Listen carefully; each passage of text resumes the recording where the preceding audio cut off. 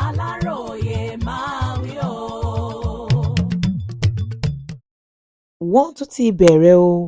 Boko Haram pa ìǹṣìpẹ̀kìtọ́ ọlọ́pàá àtàwọn 7 míì. Ìǹṣìpẹ̀kìtọ́ ọlọ́pàá kan àtàwọn aráàlú 7 níròyìn fìdí rẹ̀ múlẹ̀ pé wọ́n ti jẹ́ ìpè Ọlọ́run lásìkò táwọn ọmọ ẹgbẹ́ Boko Haram kan lọ dojú ìjà kọ wọ́n nílùú kan tí wọ́n ń pè ní Gaya níjọba ìbílẹ̀ Hong nípínlẹ̀ Adamawa, ìyẹn lọ́jọ́ Ajé Monday, ọjọ́ 17 oṣù kẹjọ ọdún yìí.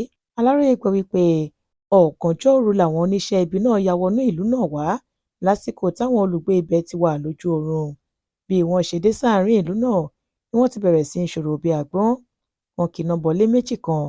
Lásìkò tí ìkọlù-kọgbà ńlá bẹ́ sílẹ̀ láàrin ìlú náà ni wọ́n pa ìǹṣìpẹ̀kìtọ́ ọlọ́pàá kan àtàwọn aráàlú 7 míì. Alága ìjọba ìbílẹ̀ Hong níbi tí ìṣẹ̀lẹ̀ ìbànújẹ́ ọ̀hún ti wáyé, Ọ̀nàrẹ́bù Aliyu Saad, fìdí ìṣẹ̀lẹ̀ náà múlẹ̀ fáwọn oníròyìn lọ́jọ́ Ìṣẹ́gun Tuesday ọjọ́ 18 oṣù kẹjọ ọdún yìí pé lóòótọ́ ni ìṣẹ̀lẹ̀ ọ̀hún wáyé nínú ìlú náà, ṣùgbọ́n táwọn ọlọ́pàá, sójà àtàwọn ọdẹ àdúgbò ti lọ síbẹ̀ láti pèsè ààbò fáwọn ará ìlú náà báyìí. Bákan náà ni iléeṣẹ́ ọlọ́pàá ìpínlẹ̀ ọ̀hún tún fìdí ìṣẹ̀lẹ̀ yìí múlẹ̀ fáwọn oníròyìn láàárọ̀ ọjọ́ Ìṣẹ́gun Tuesday ọjọ́ 18 oṣù yìí pé lóòótọ́ làwọn ti gba ìpè pàjáwìrì nípa ìṣẹ̀lẹ̀ ọ̀hún táwọn sì ti ń báṣẹ́ lọ lọ́wọ́.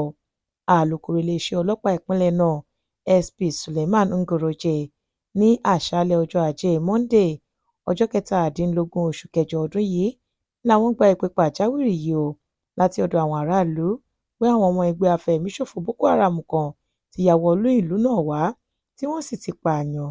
Ìǹṣìpẹ̀kìtọ́ ọlọ́pàá kan àtàwọn aráàlú 4 ni wọ́n pàdánù lásìkò ìkọlù-kọgbà yìí.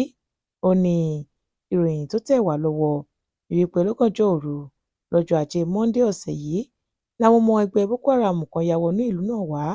Wọ́n kíná bọ ilé 2 nínú ìlú náà, bẹ́ẹ̀ wọ́n tún pààyàn kí wọn ó tó lọ.